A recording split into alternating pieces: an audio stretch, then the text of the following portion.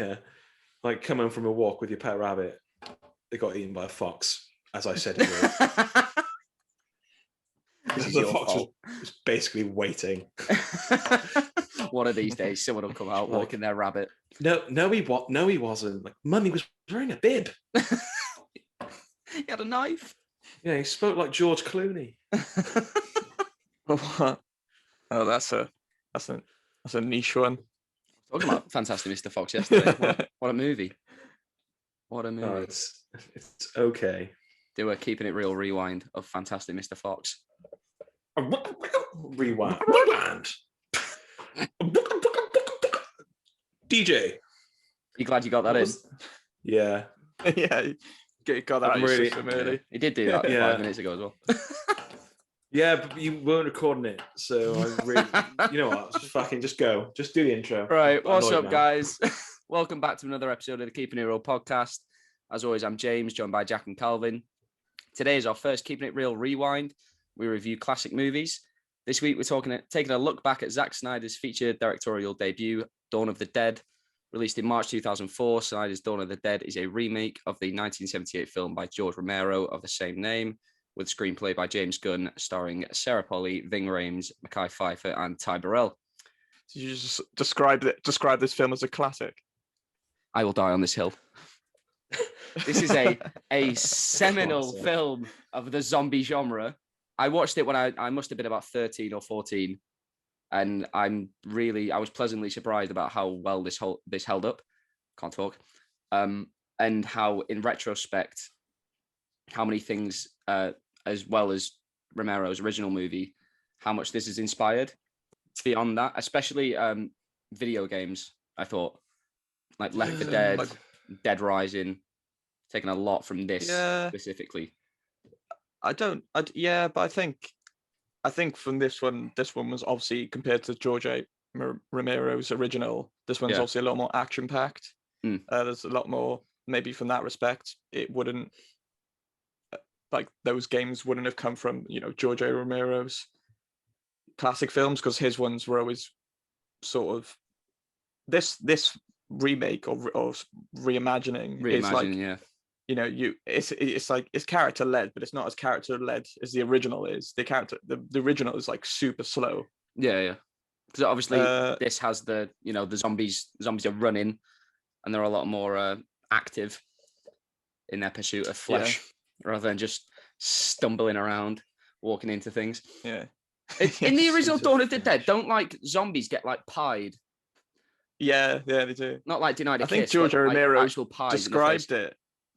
Yeah, I think he described it as a comedy, though. He was trying to like.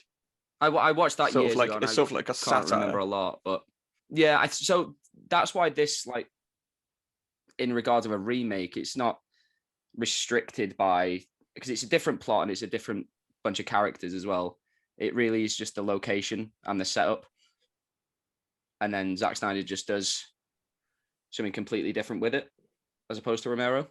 I haven't even seen the original, so it's not. Can't comment. I doubt you would like it very much, to be honest. It's like slower. Yeah.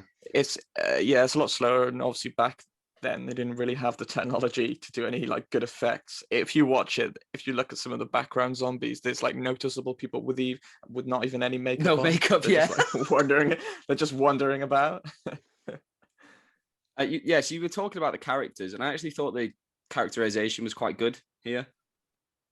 Obviously, they're not. Yeah, I think no characters are too deep, but there's still there's enough, but to pull you along. But I think that is a sort of standard zombie film trope where you have this sort of eclectic cast of characters who are all from different walks of life, and then they just sort of try and work together, and then they always have those sort of moments where they're always sat around like a dinner table having a good time, and they all start discussing things they've lost. I think that's a big staple of the zombie genre, because the zombie genre isn't even about zombies most of the time. It's usually about, how people sort of deal with things in a crisis. Yeah, and this movie was really about them sort of, for a while, just acclimating to this new way of life, and they're just trying to make a new life for themselves in this mall. And they accept it so quickly. That's Yeah, what they do. kills That Gotta is a deal with it, point. man. absolutely kills me. Like when that woman comes home to her like house, and then her daughter just eats her husband. Why is her daughter even a zombie at that point? She got bitten. We didn't see Probably. that though. She just knocks on the door. They're like, "Hey, sweetie," and then she bites his fucking neck off. And the mum doesn't have like even remotely the same reaction that I would have in that situation. I'd be going mental. What the fuck is going on? And She didn't jump out the window. Eventually, not straight away. You literally, if that were me, you'd see me like, diving straight out of that window, fucking tuck and roll, like, straight out into my car.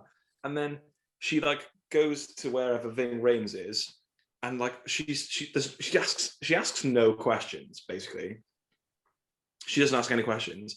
That'd be my first thing. I'm like, why is this happening? What are they ill? Like, how is it transmitted? She's just like, shit, this is happening. Okay. Like there's no, it really. Yeah, the thing about zombie films that always gets me, it seems like they have no concept of zombies in like their media or anything. Like zombie That's what I films quite liked in this. and things like that never exist in these. They never do in any zombie films. Though their characters are always completely unaware, apart from maybe Shaun of the Dead. But that's Well, I was going to say, like, hyper aware film. Yeah, obviously, yeah, Shaun of the Dead, but like stuff like Zombieland and Warm Bodies and a lot more recent zombie movies. Zombies are like, they're a known entity, and there are specific, especially in Zombieland, obviously, there are rules about how to take out these and how to survive the apocalypse.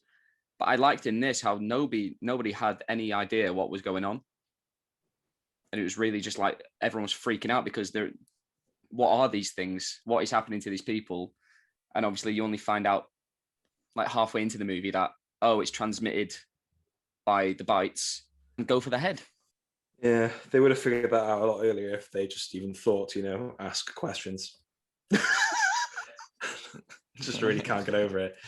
Just the lack of questions in this movie. It's really bothering you. There's zero questions. It kills me. And then oh God. And I found when talking about the characters, I just found them I couldn't tell you a single character's name. They were so unmemorable. I remember Ken and I remember Andy because that was my favorite dynamic in the whole movie. That bromance via binoculars. Is it Mike? Oh, Andy, yeah. Isn't it Michael? Michael's like the guy who like at the end of the film, maybe spoilers, like stays back. Yeah, I think it is Michael. And then you got Steve as Ty Burrell. Yeah, CJ is the security guard. Tucker, the hillbilly. Oh yeah, he turns really quickly. CJ from being like someone who seems like he's going to cause like a lot of problems, and then he sort of turns around. He's like, actually, no. I felt like his like I could see like what they were actually trying to do, like have someone who's like quite despicable at the beginning, eventually come to like sacrifice himself for the whole group. Yeah, but I feel like he quickly snapped. He just changed immediately after being locked up for like a night, maybe. I don't really know how long it was. Yeah, I couldn't really figure out how long they were holding them in that cell. No, I feel like with the characters as well, like all I knew them as is I knew one of them was Ving Rhames. that's how I knew him. Like it wouldn't have been out of place if he was like, I've got a plan, and then one of the other characters were like, what is it, Ving Rhames? Like I literally just had no interest in any of them, and then I knew Ty Burrell as bastard Phil Dunphy from Modern Family. I was like, he's just, I can't see him as anything else. Weird seeing him as an asshole. Yeah. It's so because I think that's like the only like Modern Family is the only thing I've ever seen him in, probably. And he was in the Incredible Hulk. Oh, was he?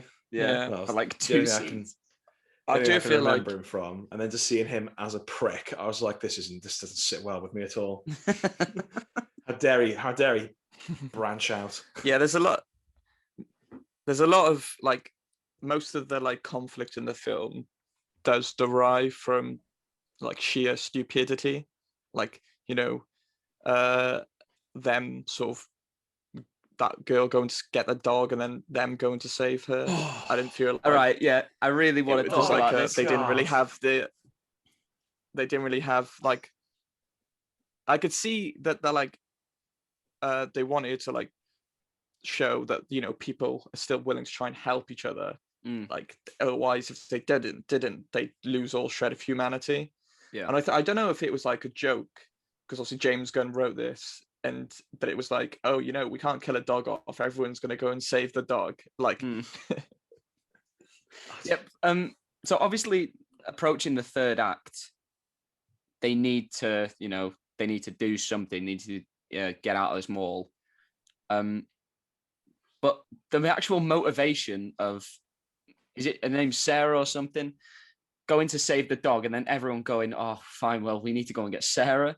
It just felt so silly. Like, even in this, I was like, this is dumb.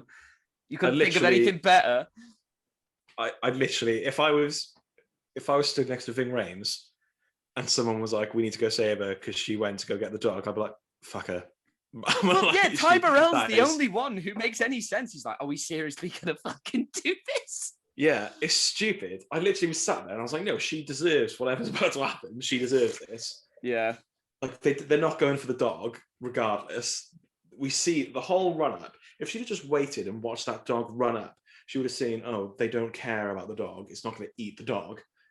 He would have just been fine.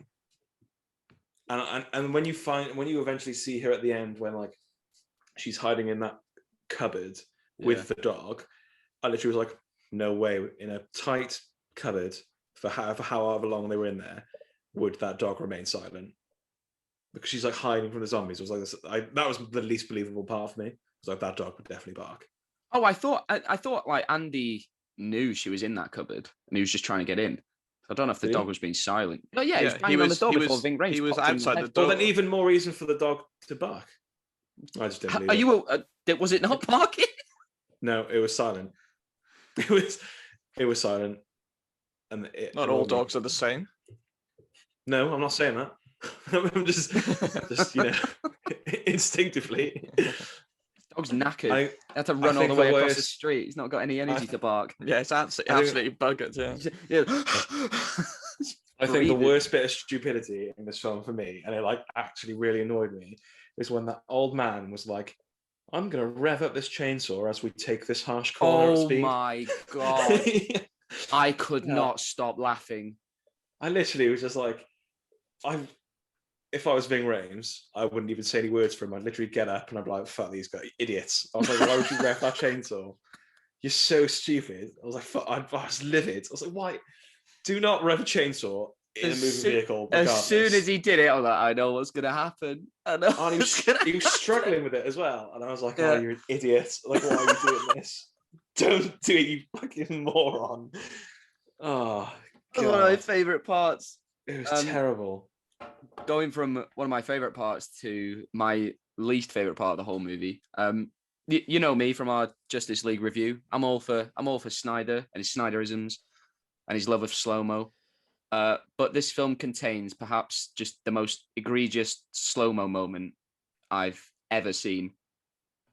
You know when the zombies get into the mall and then they're on the stairwell and Ving Rhames, he's at the door and he shoots one, and for some reason Zack Snyder decided, well, use slow-mo there just when he fires that shotgun. It doesn't symbolize anything.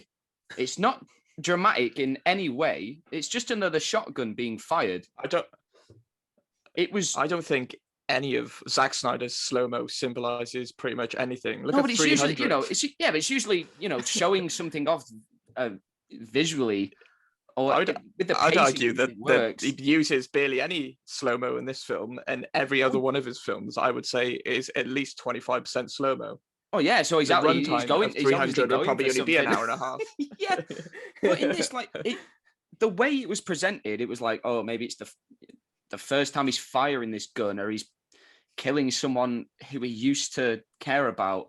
But no, he's just shooting another zombie, and it disrupted the entire pace of the scene. And for the next 2 minutes, I was just sat there thinking, why there? He obviously promised the studio that it was going to be a certain time. Wouldn't overthink it. It's a He's Zack like, I Snyder need- film. Oh, He's it like, I need to I make up did for 5 seconds. been thinking about it all day. Really, really confused me. And I love Zack Snyder, but that it did not sit well with me. I think this film was actually really well shot though. It's a really good looking film, and it Oh yeah, even though some parts of it look like quite low budget, but I love the sort of I think the best shot part of the film was her fleeing from her house. Do you know when there's like the camera is like Fixed right on to the the back of the car, car yeah. and it's following, and you're seeing all the chaos around it. Yeah, I really love that. And when you have those shots where like it's a bird's eye view of something, and then it jumps like 3 Yeah. times up to show like the scale of everything. Yeah. I really enjoy that. Yeah, same. That opening scene was great. When it's fixed to the car, when it's fixed to the front of the car, and it's showing her husband or boyfriend or whatever chasing the car, but then he just gets distracted by another neighbor and goes after them instead. I was like, yeah, that was great. They're an easier target. Fuck it. Yeah, I really, really like that. We get another Snyder opening credits scene. He loves them, and I'm what with I'm there with Johnny him. Cash? Johnny Cash, the man comes around. Not his best opening credits scene. Yeah, I don't think, but definitely a sign of things to yeah, come. it annoys me because he strives to do them. Like he consciously puts them into every one of his films. Is like that's like makes him like some sort of auteur director. It doesn't. That's not a style of making a film. That's just putting something in constantly. I always expect And it though from a Zack sometimes, Snyder movie, and I like it. yeah, they do work. I really like the Watchmen one Easily his with best, the yeah. Bob Dylan song, and I don't mind this one, but some of the other ones are just poor. He took it out with the Justice League director's cut though, doesn't he? Oh no, it was a long. I can't remember there being one. Yeah, there's no like song to it, but it is quite a long credit scene, isn't it? Yeah, maybe. Yeah, Could have too used a bit long. of music there. Yeah, because I thought that the opening scene to the theatrical Justice League was a Zack Snyder sequence because of the song. But no, Maybe it was Joss Whedon. Joss Whedon was mocking him. Maybe, yeah. I tried. Yeah, this film is it's pure style over substance. It's nonsensical escapism. But I think for what it is, which a zombie horror action movie, I think this is one of my favorites. It really worked for me with all the tropes, with all the cliches of that genre. Yeah, I still think, yeah, the tropes and cliches in this are done well. Like it's a solid sort of by the book zombie film, but I still think my favorite one, if we were going to think of it in that vein, would be 28 Days Later, which obviously came out like 2 years before this. Yeah, I think that played on like sort of cultural anxieties better than this one. And obviously Shaun of the Dead, but that just goes without saying. That is one of the best zombie films. above and beyond. Yeah, easily. Yeah. I'm not such a big fan of 28 Days Later. Well, Danny Boyle is very hit or miss with me, and I know same. I'm in the latter, I think but that movie just doesn't. I don't know. Not like this, but this is what I want from a zombie movie. Really, just play into it. Now, I'd say that this one, if you put 20 Days Later and this one side by side, this one, you can tell which one is the, like, obviously not, if you, like, people didn't speak, you could tell from just a shot which one was the American movie and which one was a British film. 100%. Like, and I think with sense of like outside of Hollywood, especially like British film, are a lot better at creating this sort of really like brooding, dark, gritty world, which I think 28 Days Later really excels at. Where this feels a lot more like popcorny. Yeah, and that's what I wanted. I had so much fun watching this, and I thought the jump scares worked, the violence works, and I obviously because Zack Snyder is doing Army of the Dead, that's out in 2 weeks, so I can't wait to see him return to this genre and maybe do something different. what do we think? Do we think it's going to be like a secret sequel? I could definitely see him doing something like that. I'd be up for that. Ving Rhames pops up. I could see. He's lost one Snyderverse. He's going to create another. Well, Netflix are all in on this Army of the Dead franchise.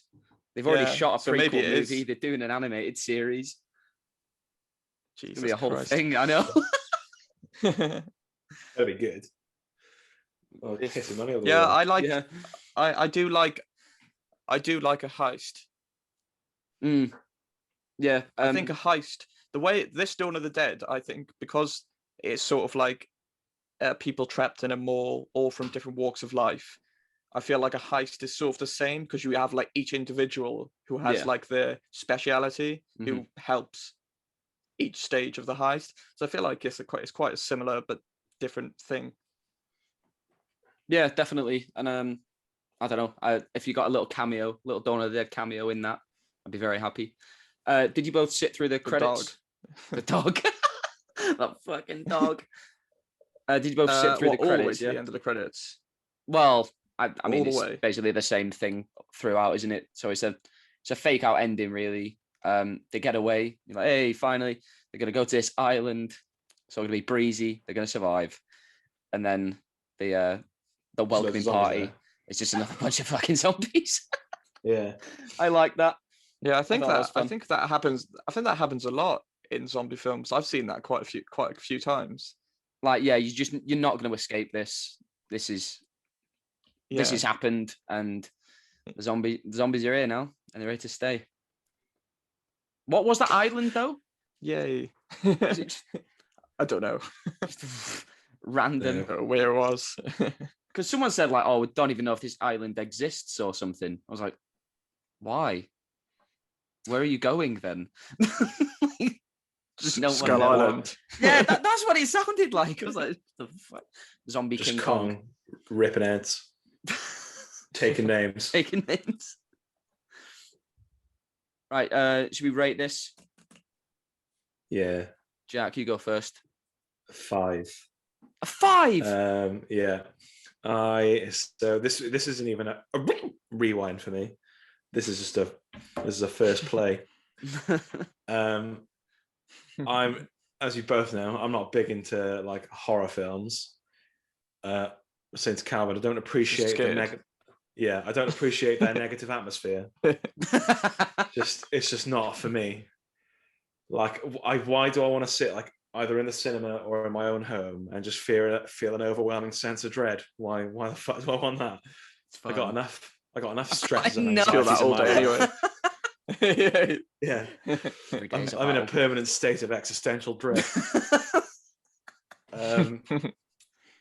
But for me, this wasn't like, I enjoyed it more than I thought it was going to, and it wasn't too much of a horror for me to like.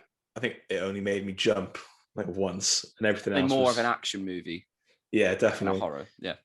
I just didn't. Yeah, like the characters, they were just completely forgettable. I just got bored, to be honest. Like halfway through, I was like, "Oh, this is just more of the same." Like it's zombie stuff. I felt like it's hard to be different. I just got bored. So yeah, I reckon 5 because I enjoyed the action, and some of the bits made me laugh, whether or not they were supposed to or not. Like that fucking bus chainsaw accident. As the stupidest thing in cinema. Intentional to get a laugh. Probably. But yeah, 100%. A solid 5 from me. It's a lot more than I thought I was going to give it before watching it. I'm shocked. Calvin? I'd give it a 6.5. I think that's more than fair to give it. I think, yeah, I enjoy it. I think it's like a good, paint by numbers sort of zombie film. There are cliches there and tropes, but they're all done well. So that doesn't mean they're necessarily bad. I think everyone thinks that like cliches and tropes mean, immediately it's bad because it's not trying to do something new. If you do them well, I don't think that at all. Yeah. I think the characters, from a zombie film, you expect most of them to die, but I do think they do a good job of just giving you like a little bit from each. So yeah, 6.5. Nice. I'll go with 7.5 out of 10. Nice. Like what we were saying with the cliches and tropes, yeah, they work as long as you do them well. I'm fine with that. What this has informed going on, if it's just Snyder's later work, other zombie movies, and video games, like I mentioned, this is really influential, along with the original movie, obviously. And yeah, I just had a great time watching it. It was quick, it was fun, it was dumb, and I love that. Yeah, we get know. screwed on for that. Yeah. My favorite part of those 3 steps was it's done. It's dumb. That's okay. Hey, I love the Fast and Furious movies, so No, don't. They're absolute works of art. but they're dumb. They're immense. But they're dumb. Yeah, they're dumb as shit, but they are immense. Well, one day, Jack, you never know. They might have zombies in them. You never know where it's going. Zombies in space. Honestly, if I don't know, I'm trying to think of a professional wrestler. If Rey Mysterio comes in and he's a zombie race car driver, and Dom has to team up with him, I'll cry my fucking eyes out, and they'll go to space. And honestly, it wouldn't even be out of place if they announced they were doing that. I'd be like, yeah, that's the logical next step. Obviously, I knew it was coming to this. I'm glad I put a bet down on it. We've got it on audio now. It's official. Sue them. Give me solid odds when they inevitably go to that. And that's the show for today, guys. Thanks as always for watching. Head to our Twitter and follow us at Keepin It Real UK. From there, you can find links to our Spotify, Apple Podcasts, and YouTube. Please like, rate, and subscribe where you can. We will see you again tomorrow with our review of Gia Coppola's Mainstream. Until then, please share this around if you enjoyed. And as always, keep it real.